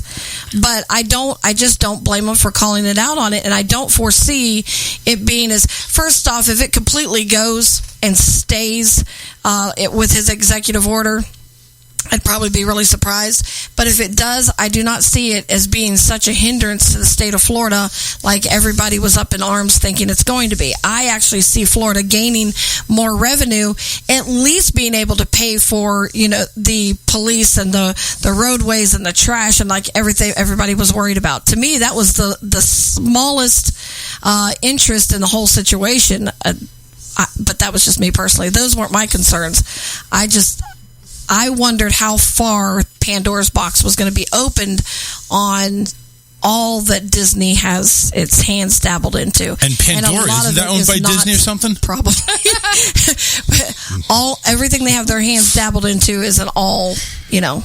But look what they do. They're the first company out here to actually bring tourism to a new level. I mean, everything they're basically feeding into Florida's economy. So what happened if Disney wasn't here? Would they be flourishing as well as they would be now? Here. You think? What if worms had machine guns? Would birds fuck with them? I agree. What if? I agree. It is a what if, but you know what? It is a thing that DeSantis is like, oh, okay, well, you're speaking bad about my bill. But yeah, Disney has done stuff for Florida that he doesn't realize, or he's overlooking just because he has a little bit of an issue. He doesn't deny that, but what he did deny, and what I think his biggest message is Florida has left you alone to run this conglomerate on your own. So why take it away? Why go ahead and go in there? So you're going to slam the state for trying to correct itself. And the biggest reason that Disney went ahead and opened their mouth was because, do you realize how much money they make off the LGBTQ, and I'm going to end the initials there because I don't know the rest of them, that community and all the lobbyists and stuff. And what pisses me off with that is not that they have that whole week dedicated to them, but what they allow. So who was it? Paula? Janet Jackson. They took her statue down because of her stupid wardrobe malfunction and showing a nipple. Yeah. But have you been to Disney when the LGBTQ's in there half naked running up and down the main street? I missed that. Well, not necessarily the LGBTQ, whatever. I think that's anybody that's wearing a bikini because it's too fucking hot. I have seen some people dressed rather inappropriately at Disney. And Disney was standing up for that community because, like you guys said, they were in their ear. Why aren't you doing something? Why aren't you standing up against them and supporting us? We dish out hundreds of thousands of dollars, if not millions, to you every year. So was there a way Disney could go ahead and say, hey, listen, we have part of our people that come to Disney who we do the gay week and the gay day and that stuff like that, and we support them. Is there a way they could have went ahead and maybe reworded it? It's like, listen, we don't completely agree with this, and we don't understand this, and maybe everybody could have just stop butting heads and just not gone public with it, right? Well, no, they could have gone public with it, I think. But the issue is when they go out there and say we're going to do everything we can to overturn this, that is a company on a mission. They made an open statement. They get like, hey, LGBTQIA. I'm not too happy with the CEO of Disney right now. I really ain't, because I think they should have just went ahead and said, listen, you don't play politics unless you're running for governor. Don't play politics. I mean, they need to take away from that. If they want to make an announcement, make it to the community. It's like, listen, we can't control what the government does. That's out of our reach. I'm sorry. This is how we stand, though. Just like Oprah Winfrey got up on her show and they actually sued her for talking down beef. Okay, and then beef productions plummeted. So they could sue because all based on her influence, and that's the same thing. But then I back up many, many years, and I blame the politicians for allowing an amusement park entity or any business of that form, any form for that matter, to be allowed to have a say as big as they do in politics and our education system even. Yeah.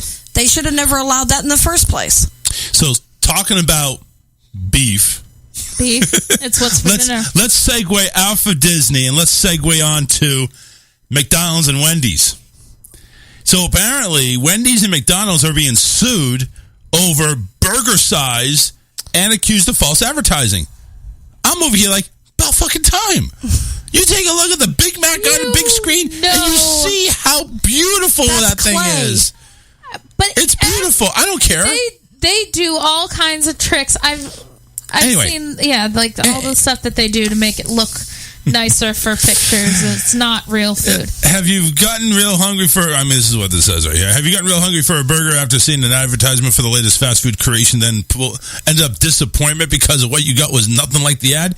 If you have, you're not alone. Now Wendy's and McDonald's are being sued in a class action lawsuit alleging the companies are falsely advertising their burger patties and the toppings that come with it. Well, here's the thing. Frivolous. Anybody who has ever been to McDonald's and ordered a Big Mac in their life knows that it is not going to, in any way, shape, or form, look like the Big Mac in the picture. It is smashed.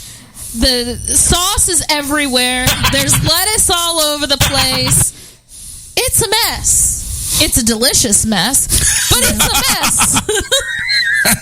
I think I'm the only one that does not like a Big Mac. I don't like McDonald's. I don't give a shit about McDonald's. Nothing about me either. I don't like them. The 35-page, and you listen, we can't accept that. We can't forget about Dave's Double and Dave's Triple over here for Wendy's.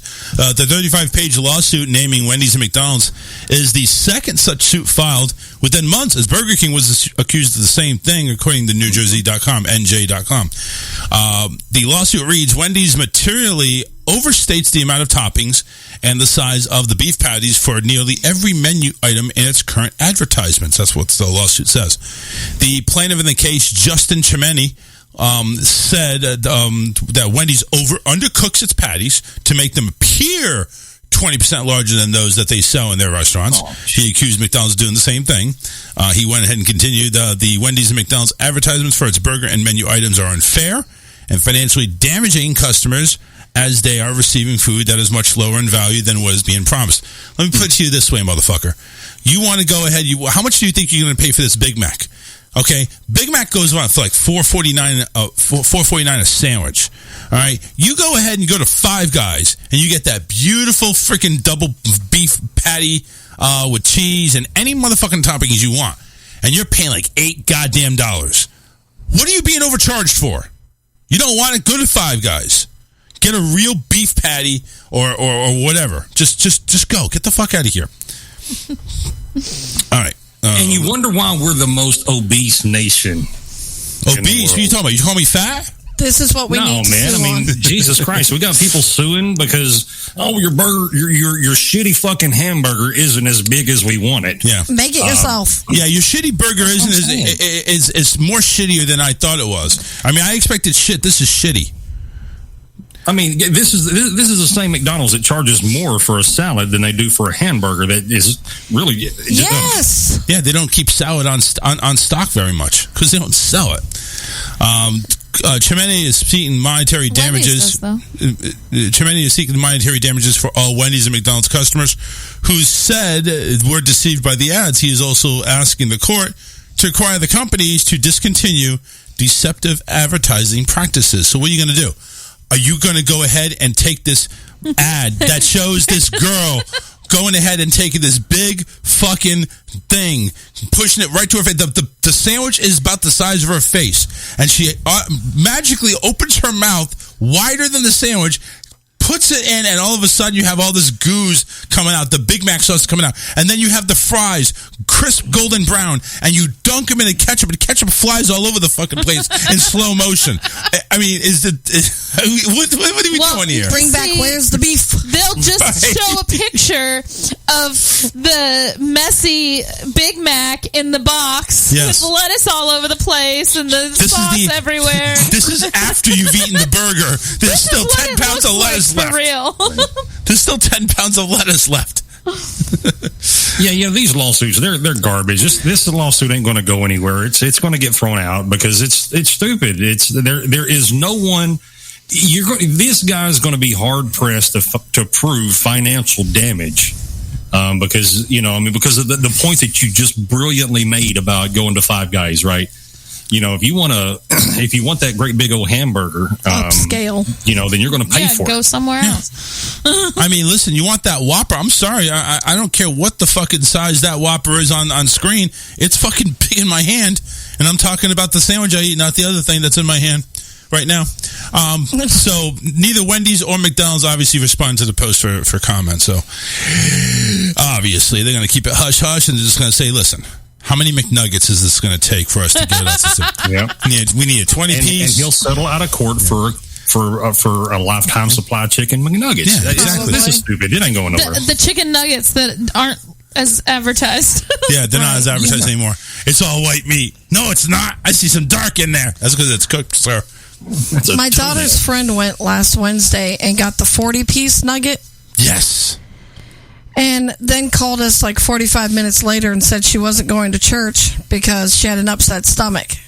Well, it's because she ate too many nuggets. You actually chicken eat nuggets. 40? She's like, yes. I wanted to see if I could do it. I'm like, well, no wonder you have an upset stomach. Yeah. Did you ask her how does the Tide Pods taste? Right. No shit. I can't eat one of those. I don't know about any. See, this is one thing I hate about fast food. Nuggets, I can eat one. I mean, I'm capable of doing it, but one will go straight through me.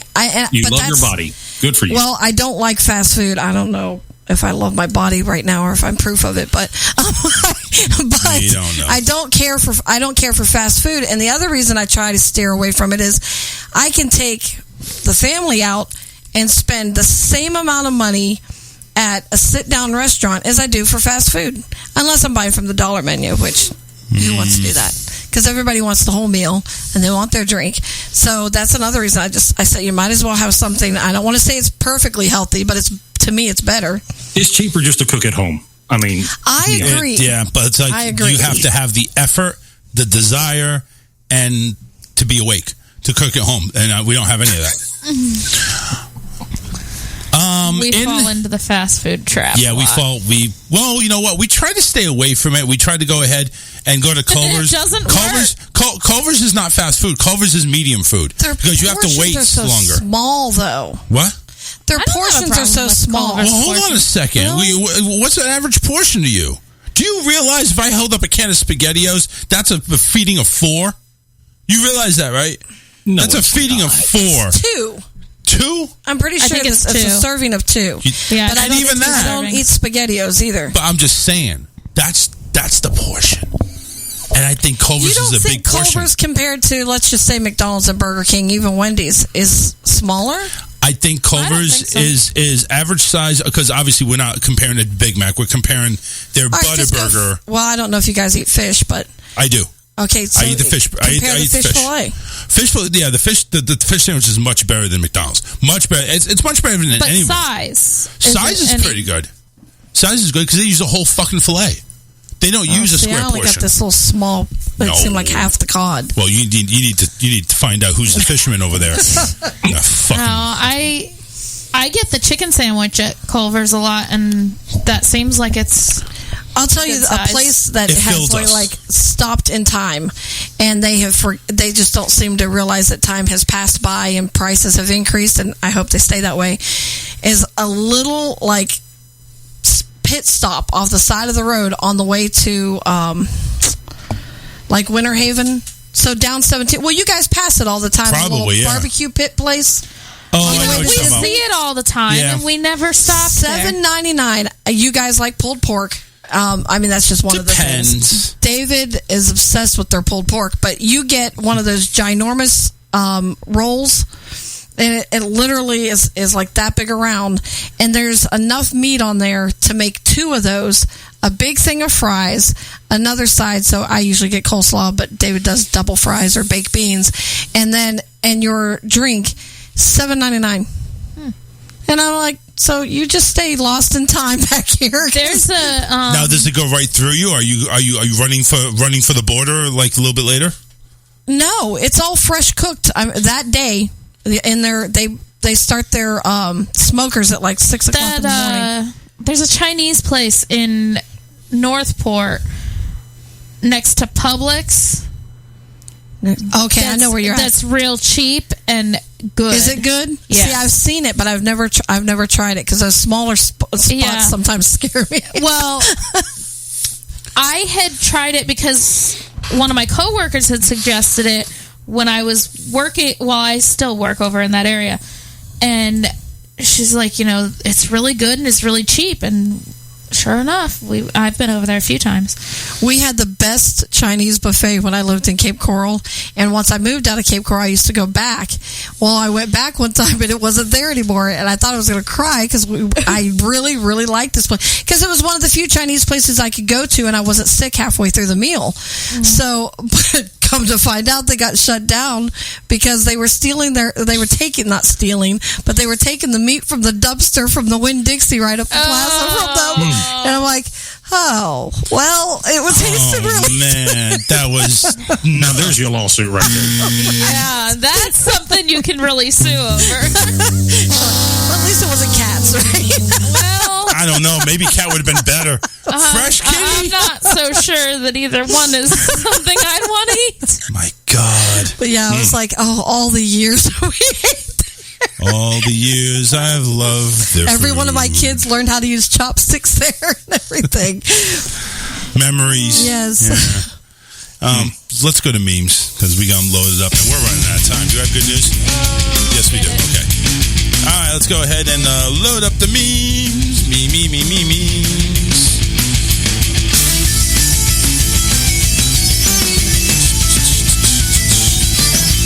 All right, let's go ahead and go right to it. So, this one's a little lighter to read, but I'm going to get to it. A teenager comes downstairs to go on a date with a see-through blouse and no bra. Her grandmother just pitched a fit, telling her not to dare go out like that. The teenager tells her, loosen up, Grams. These are modern times. You got to let your rosebuds show. And out she goes. The next day, the teenager comes downstairs and the grandmother is sitting there with no top on. The teenager wants to die. She explains to her grandmother that she has friends coming over and that it's just not appropriate. The grandmother says, loosen up, sweetie. If you can show off your rosebuds, that can display my hanging baskets. Yeah, I got another one like that too here. Gas is so damn high, the mailman is working from home. He called me yesterday to read my bills to me. I love it. Here's Grandpa on the edge of a pool table with a golf club, obviously playing golf on a pool table. The caption reads, I gave my uncle an edible and he said he didn't feel anything. What are these, 4 turtles? Yeah, I want to know how he got up there, because when I have one, I can't feel nothing. I literally can't feel my limbs. There's 4 turtles in black suits. One comes in not wearing a suit. The group of water bottles in my room when I bring another one in. No, those aren't turtles. What are they? It's Squirtle from Pokemon. Oh, fuck Squirtle. Yes, yeah. We're going to miss. Didn't catch that one. Yep, here we go. I walked in the bedroom to find my wife dead in the bed the other day. Looking at her lifeless there, I decided to give it one last go. Right in the middle, she opened her eyes and shouted, boo! Honestly, some people are fucking sick in the head. Husband walks into Victoria's Secret to purchase a sheer negligee for his wife. He has shown several possibilities that range from $250 to $500 in price. The more sheer, the higher the price. He opts for the sheerest of them all at $500 and takes it home. He presents it to his wife and asks her to go upstairs, put it on, and model it for him. Upstairs, the wife thinks that she's no dummy. I have an idea. I'm going to so sheer. Oh, it's so sheer that it might as well be nothing. I won't put it on. I'll do the modeling naked, return it tomorrow, and keep the $500 for myself. Well, she appears naked in the balcony and strikes a pose. The husband says, good grief. You think for $500 they'd at least iron it? He never heard the shot. Funeral's on Tuesday at noon. Oh my gosh. How rude. This one, dick riding is not a form of transportation. Yes, sir. No? No, it's not. So get used to it. If that's the case, David would be a lot further along. That's true. Here's the water boy and Mama, of course, Mama the devil. Mama says, you don't have what they call the social skills. And Bobby Boucher says, that's why I'm not on Facebook sharing memes, Mama. Roadrunner's maximum speed is 20 miles an hour. An average coyote can run up to 42 miles an hour. Everything in our childhood was a lie. Right? As the Kardashians celebrate their 20th season, I would like to congratulate myself for never watching a single goddamn episode. Me either. Yeah. No, absolutely. Joke of the day, teacher and a kid named Billy. Teacher says, Billy, if there are 5 birds on the fence and you shoot one, how many birds are left? Billy says, none. The others have to fly away. Teacher says, the answer is 4, but I like the way you think. Billy says, I have a question for you. There are 3 women eating ice cream, one licking, one biting, and one sucking. Which one is married? The teacher nervously answers the one that's sucking. Billy says, well, the answer is the one with the wedding ring on, but I like the way you think.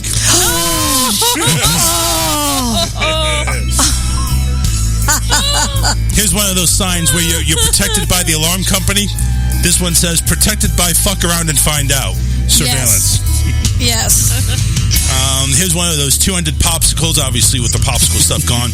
I ate a popsicle and ended up with $38 worth of lumber. Well, yeah. I'm surprised they haven't started making them out of string or something. Here's a real homely guy saying, this is my step ladder. I never knew what happened to my real ladder. That's a dad joke right there. Yeah. Here's a cheetah yawning. Male cheetahs have a specific bark that causes female cheetahs to ovulate on demand. Watch out, ladies. Wow. Here's a conversation I could have between... used one of those. Yeah? Thanks, son. No, Here's a conversation between me and the cop. Cop, do you know why I stopped you? Looks back at my trailer full of donkeys. I say, because, lower shades, hauling ass. Taser deployed. Everybody wants a son until he's walking around in a hoodie while it's 1,000 degrees outside and he's calling you bruh. Uh-huh. Yeah, we Except for know the that. bra part, all my kids went through that phase. I don't get that. Stefan did it this weekend. It's like 93 degrees out there, and he pulls out a long sleeve shirt and pants. I'm like, what are you doing? Melting. And he attempts to call us bruh, and he gets put in the room. He's going to get choke slammed.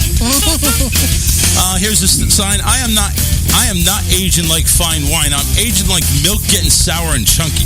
God. Amen. Fuck Prince Charming, go for the wolf. He can see you better, hear you better, and eat you better. I'm trying to eliminate negativity from my wife, therefore Mondays are now Taco Tuesday Eve until further notice. Right? Yep, There you go. And that is the news for today, Monday, May the 23rd. Did I forget to send you that other one? I think I did. No, I don't think so. Taco Tuesday. No. Taco Tuesday. Go ahead, John. Go ahead, John. John. Hello. John. Going once. Going twice. Bye-bye, John.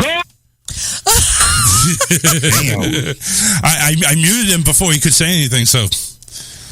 but I did hear like a little loud, like bitchy scream or something like that, so wasn't sure what it was. 813-699-5353. We got 12 more minutes. Let's see if we got another story before we get to good news. Yes, what's coming out this weekend? Anybody hear about monkeypox in South Florida? Oh, Lord. What the fuck is going on over there? What the hell are we getting ourselves into? Who the fuck is fucking monkeys? Be honest to God. Monkeypox. I know we're off. Let's try this again. Go, John. Welcome home, Karen. Well, thank you. Welcome home. You're welcome. I missed you, sweetheart. Aw, I miss you guys too. Yeah, I love you being on the show, and I'm happy to see you back. I'm glad to be back. This is only a one-time thing. She's going to be gone for the next 6 months. I won't be here Wednesday, but I'll be here Friday. Hopefully. Hey, Charles, great show tonight. Philip, great show tonight. Thank you. Melissa's here, too. You going to say something to her? I love Melissa. I don't count.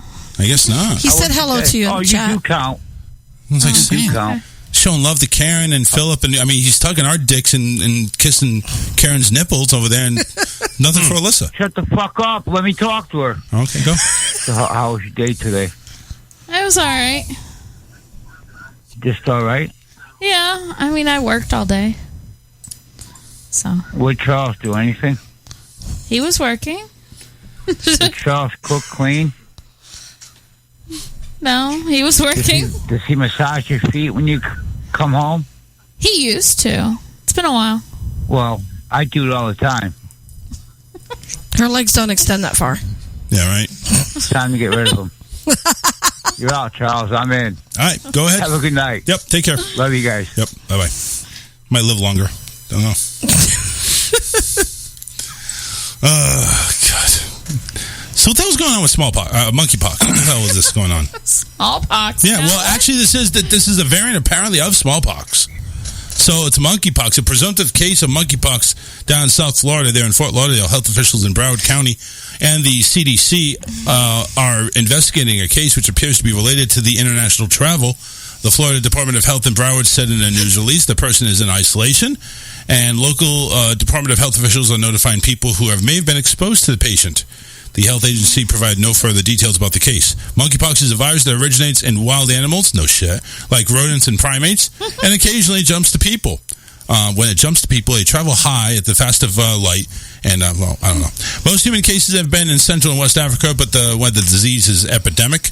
Monkeypox is rarely identified outside of Africa, but as of Friday, there were 80 confirmed cases worldwide, including 2 in the United States and another 50 suspected ones. Most patients only experience fever, body aches, chills, and fatigue. People with more serious illness may develop a rash or lesions or face to their hands. It can spread over the other parts of the body. In some cases, diarrhea and upset stomach, like eating from Taco Bell. The Florida Department of Health then said the news release, the risk of exposure is low since it requires contact with lesions or items that have been contaminated by lesions. On Sunday, during the first public comments on the disease, President Joe Biden says, "It is a concern.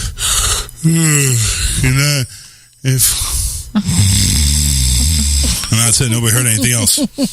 Just don't poke his pox and you'll be fine." Yeah, That's right. Don't No rubbing lesions. Don't poke the pox. I just find it really coincidental. Not saying it is, just saying I find it coincidental that this happens at the same time that they're about to vote on whether to make who in control of all, these different countries, including us. Really? Take our sovereignty away to choose what to do during a pandemic. They're giving all the power to the WHO. Yep. The who? The who? No, what she's talking about is they're talking about giving all the power to the WHO to police any country that they deem that is having a pandemic. That they they're going to be the ones who make the decisions as far as lockdowns and everything else. We're fixing to give a foreign entity power over American citizens, which is really weird. It's amazing. Very scary. Yeah, it's amazing. I mean, I think that is a justified cause to go ahead and. I'm sorry. I was speaking out of turn. My apologies. We'll Karen, find out. Yeah, we will. Karen, good to have you back. Make sure you take home your Bill Nye for the Science Guy book. It's O'Reilly. Bill O'Reilly, whatever. Same thing. He's not a scientist. Not even close. No, same thing. Bill Nye, I will say, is a little bit more entertaining for more people than Bill O'Reilly. A lot, yes. I like Bill O'Reilly. Oh, I used to love when we were in school and they'd wheel in that part with the TV, and you knew you were getting to watch Bill Nye the Science Guy. Bill Nye the Science Guy is like call Bill Nye a science guy is like calling Jeffrey Dahmer a chef. It's kind of like calling Dr. Phil a doctor. At least he makes it entertaining, and kids actually want to learn what he's talking about. So yeah. I'll use it. I liked my Bill Nye, and I got it really into Mythbusters for a while too. Yeah, we've used Mythbusters. There's a guy that does science, or not science, social studies, and on YouTube. It's a set of brothers, and they're hilarious, and the kids love it. What you talking about, brother? Okay, it is 6 minutes till. I think we need to hit the good news. Let me go ahead and load it up there. So Alyssa is finally, after weeks of not having Alyssa's good news, it's always been the good news with me. Now it's back to Alyssa. We had some issues. Yes. It's okay. But the issues are sleeping tonight. Woohoo! That's maybe too much information. I'm just saying. It's not. Everybody knows the reason why I haven't been in here. That is true. And it's relatable for other parents, so you're good. Yes. Mm-hmm. All right, let's go to get the news out of the way and get out of here on a Monday. A homesick Londoner asks real Italian moms and grandmas to be rotating cooks at his restaurant, My Mama. My Mama? That's the name of the restaurant. Wow. A homesick London restaurateur decided to ditch the employment of culinary school graduates and start hiring that almost mythical I don't even know what the word is. Of culinary folklore, the Italian grandmother. For Pepe Le Pew? Corsaro, his This return to his roots was met with huge boobs? Huge success in the London restaurant scene and has brought dozens of mamas from all regions of Italy. Oh, mama. La Mia Mama is a 3-month chef-in-residency program for Italian moms and grandmas who want to travel to London to showcase their region or province's culinary treats. It started when Corsaro, missing his native Sicily and the marathon Sunday lunches he used to enjoy, thought he'd simply fly in his mother to cook for him in his restaurant. Sportingly, his own mama, Anna Fama. Anna Fama? Yeah. Mama Fama and Anna Fama. Yeah. All right, cool. I got this. Agreed immediately, and the project began as a pop-up in 2018.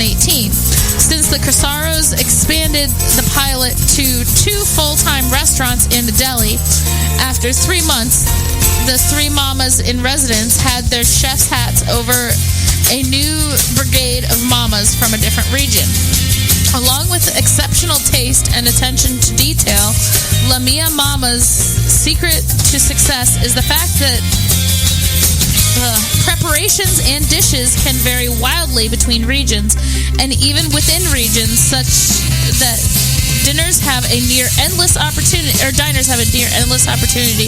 to broaden their understanding of Italian cuisine.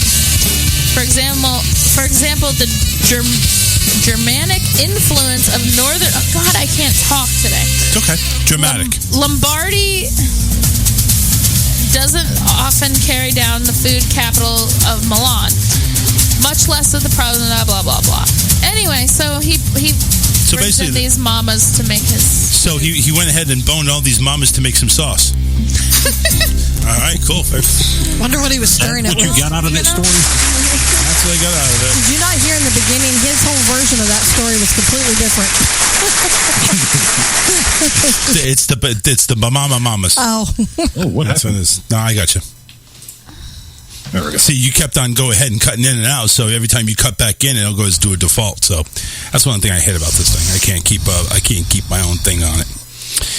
And when I say own thing, I mean my big thing. Go ahead, Philip. Go ahead. What's going on? Hey, I know we're doing Mental Awareness Month, so real quickly, what you did today and what you got coming up. All right, so today I interviewed former Marine Sergeant Brian Talley, who was really given a deathbed misdiagnosis by the Department of Veterans Affairs. This guy, actually just a nobody, researched and created how to write his own bill, and he had bills introduced and was signed into law through your process. It's a great story. If you want to learn about what the trials and tribulations veterans go through, that's the one. But the rest of my shows, Monday, Wednesday, Friday, 5 o'clock p.m. Central Standard Time, all social media platforms, Facebook, YouTube, Twitter, Twitch, 5 p.m. Central Standard Time. Tune in. Have a good time. All right, great. And that is going to do it for the rest of us here. Make sure you go ahead and visit rawtalkonlineradio.com for all the great shows that we got, including Philip's show that airs 6 p.m. Eastern, 5 p.m. Pacific. 5 Central. But we got it all going on there, right there at rawtalkonlineradio.com. Karen, any last words before you head off into the sunset, which is said already? I will do my best to be back Friday, but I'll tune in on Wednesday. All right, sounds good. Nice. I'll be in church. You what? I said, no, I won't. I'll be in church. Wow. On Wednesday is the big show. Artie Hoffman, the psychic to the stars, card reader. Oh. And we'll go ahead and have him 7:15 to go ahead and give everybody a reading. So call in or type in on Facebook, share it. Artie's coming in on Wednesday. We'll be here for that. All right, you guys all take care. We're out of here. Bye-bye.